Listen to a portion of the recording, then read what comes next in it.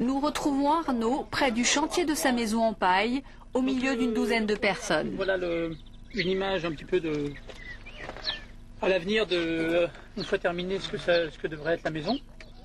Donc, ces gens viennent de toute la France pour apprendre à construire en paille. Là, c'est la façade sud. Vincent et Jean-Baptiste ont importé cette technique du Canada.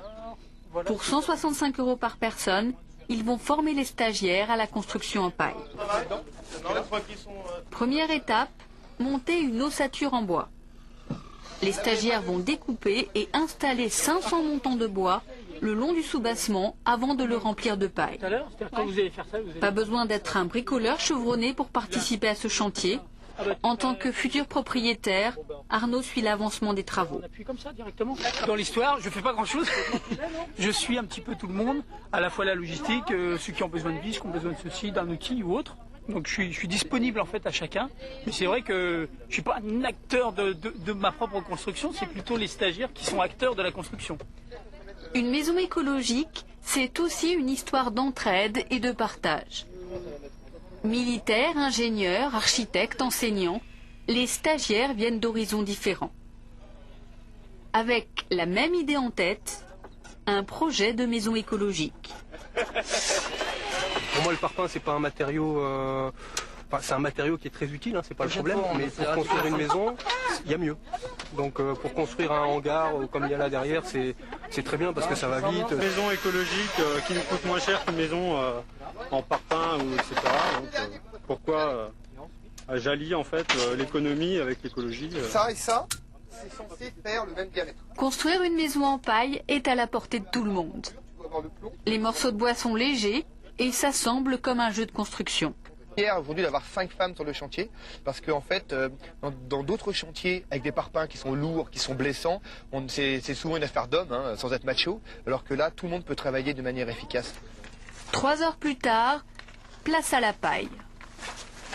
Construire écologique, c'est utiliser des matériaux de la région. Le bois vient du département voisin, la paille de la ferme d'à côté. Non, là on peut. Peut-être un petit coup de main ou on te laisse galérer. Laisse-le galérer. Pour isoler sa maison, Arnaud va utiliser 800 bottes de paille à environ 2 € la botte. Et c'est très efficace. La paille est enfermée dans un coffrage de bois.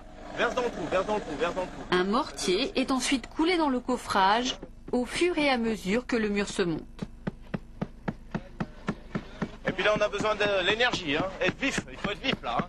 Il faut y aller, hein, parce qu'après ça durcit, l'eau elle est pompée par la paille et ça devient dur assez rapidement. L'ensemble sera parfaitement étanche. La maison en paille ne craint pas les rongeurs. Côté incendie, pas de risque non plus. Une maison en parpaing, ça brûle, et pourtant le parpaing ne brûle pas. En fait, ce qui brûle dans une maison, c'est ce qui est à l'intérieur. Dans une maison en paille, c'est la même chose. Il faut savoir que autant la paille brûle bien, autant comme le papier d'ailleurs brûle bien, mais un dictionnaire brûle très mal, et un bol de paille brûle très mal, puisqu'il n'y a pas d'air pour ça, pour que ça brûle. T'as vachement lancé.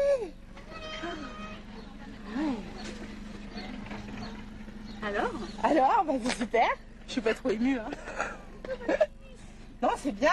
Hier soir, ils avaient fait un petit bout, juste le début de l'angle. Ils devraient venir tous les week-ends. Non, c'est super. C'est bien parce qu'on se dit, là, ça commence à ressembler à une maison, quoi. Ouais, c'est chouette. T'as vu la maison? Ça va être la maison. Arnaud et Christine ne sont pas au bout de leur peine. Seule une dizaine de ballots sont posés. Parti comme c'est, moi je dis voilà, c'est bien, c'est chouette. Arnaud terminera sa maison dans 6 mois. Il a besoin de 700 bottes de paille supplémentaires qu'il ne pourra poser qu'après la moisson.